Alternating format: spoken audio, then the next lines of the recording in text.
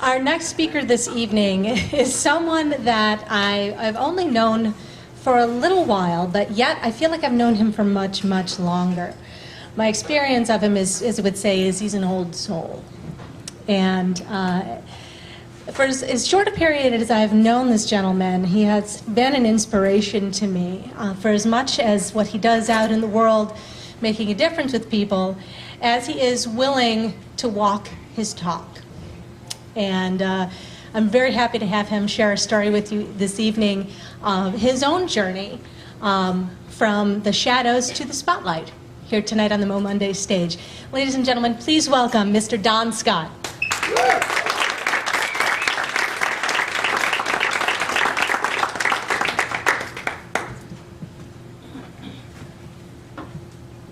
Hello. Hi. I've been coming to Momondays for a while now, and listening to the speakers, the professional speakers, the Toastmasters, the performers, and watching the passion that they have for speaking, and feeling the inspiration, and at the same time feeling humbled. My challenge has been to speak at all, to speak even one-on-one in conversation, in fact, even to be around people. There was a time in my life when I wouldn't even have been in a room with this many people. And so I'm here tonight to share with you the shifts that have taken place in my life, some instantly, some over time, that have brought me from that person to being here. First of all, I was born a baby. You all were, yeah, and that's quite a shift. But I don't have time to start that far back, so fast forward up to I was in my late 30s, and I was working in a power plant. Power plant's a huge facility with not very many people. So I didn't interact with a lot of people. I was an instrumentation guy. I would get there in the morning. They would give me a piece of paper. I'd go out and fix stuff and come back. So not a lot of interaction. Even less when they computerized and I didn't even need that piece of paper. So then I would come home, and I lived on a farm. So I would be out in the field or out in the woods. Again, not interacting with a lot of people. Now, at the same time, I was also known as a hard worker and a hard partier. I loved to party. I went to a lot of parties. However, I was not interacting with people. I would be the guy that turned up the music. I danced around, hooted and hollered, but I was not interacting with people. So about this same time in my life, there was a lot of deaths in my family. My father died, my father-in-law died, my aunt died. There was just a lot of death. And I dealt with it by working harder and partying harder. And it was actually my wife who started searching for answers. She got books on near-death experiences, got metaphysical books, and was looking for answers. Well, one day I was packing our van up and getting ready to go on a trip, and one of her books was in the van. And I randomly picked it up, opened it up, and everything that I read in that book was talking right to me. Like it was, hit me right in the heart. And so I put the book down, finished the pack in the van, and decided I was going to go read some more. And I went and got the book, and I couldn't even read it because it was too dark. And that's when I realized that that light that had been shining on the book before could not have been sunlight, because the van was in the garage, and my garage has no windows. So I still get chills thinking about it, but my life shifted right then. I read that book. I read every book my wife had. I read all of her girlfriend's books. I was absorbing books. And then I started tagging along with them when they went to workshops. They went to different metaphysical workshops, and I would tag along, and I would be the invisible guy in a room.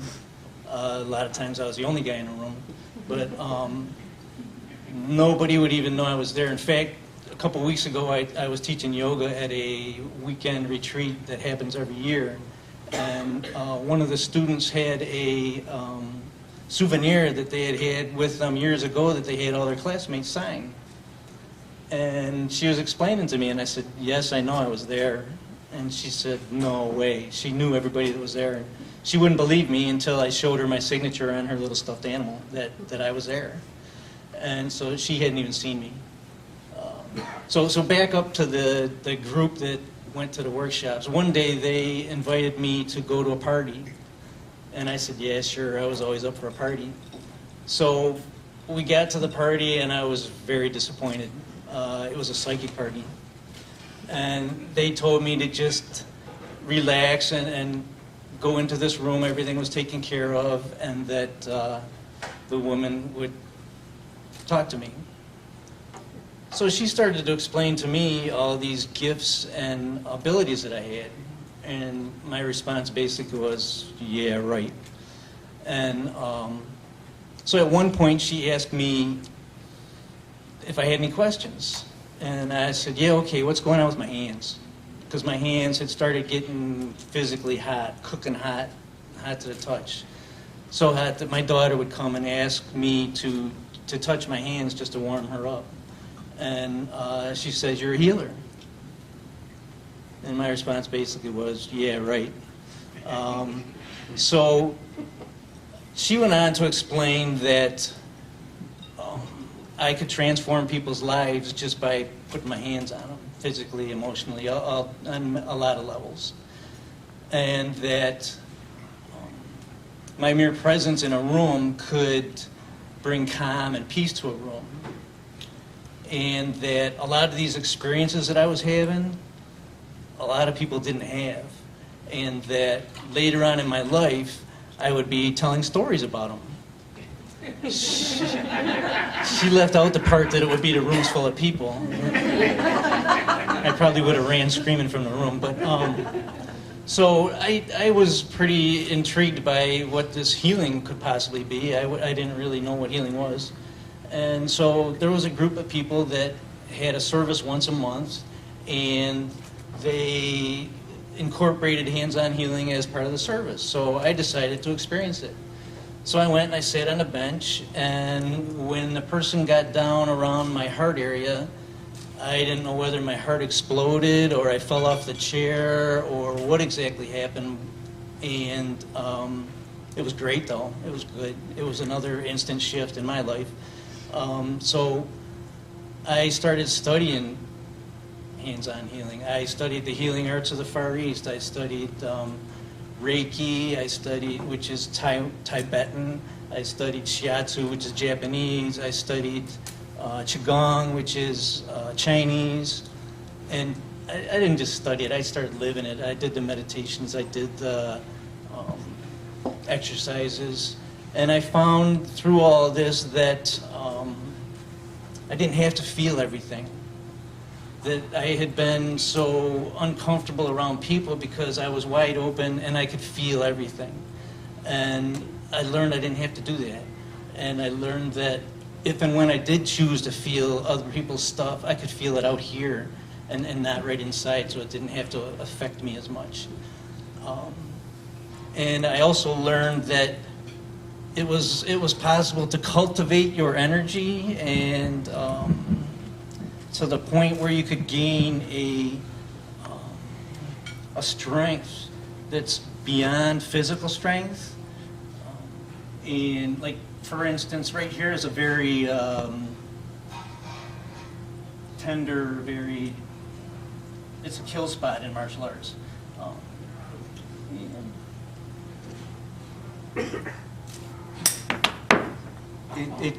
It doesn't have to be.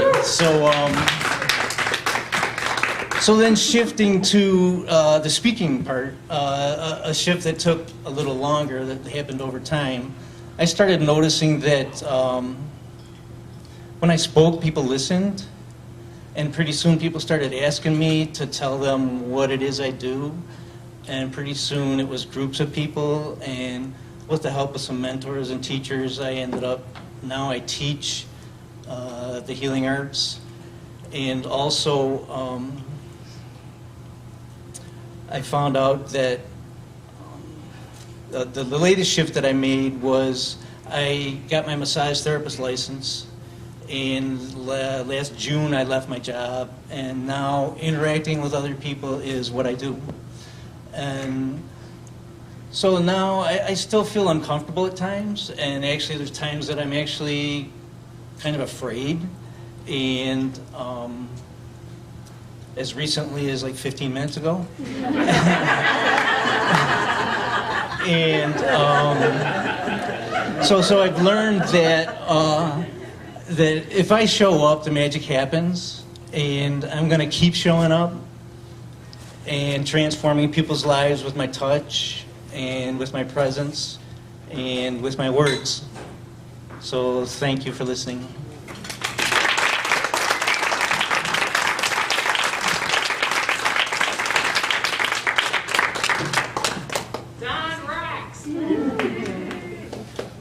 Thank you so much. Don Scott. Don, let me have that. You see the other card? So I don't know if you guys actually know what you saw. This is a ceramic chopstick that he shattered into 3 pieces against the hollow of his throat. Did you catch that? Okay. Don's the real deal. He's an extraordinary human being. I'm moved every time that I spend any time with him, just because I think, oh my God, what am I doing with my energy right now? And all the things that we do. We all have such an amazing ability to affect other people that sometimes we don't even realize that we claim. You know, we talk about the pebble in the pond and the ripple effect, and we talk about, you know, how we have interacted with our past or creating our futures, or, you know, who we're interacting with, even maybe interacting with the room right now. But you can change an entire room simply by how you're being. So take a quick second and think about, set an intention for this evening, something you'd like to have happen, or maybe a way you'd like the room to go, a message you'd like to hear, and just see what happens by the end of the evening.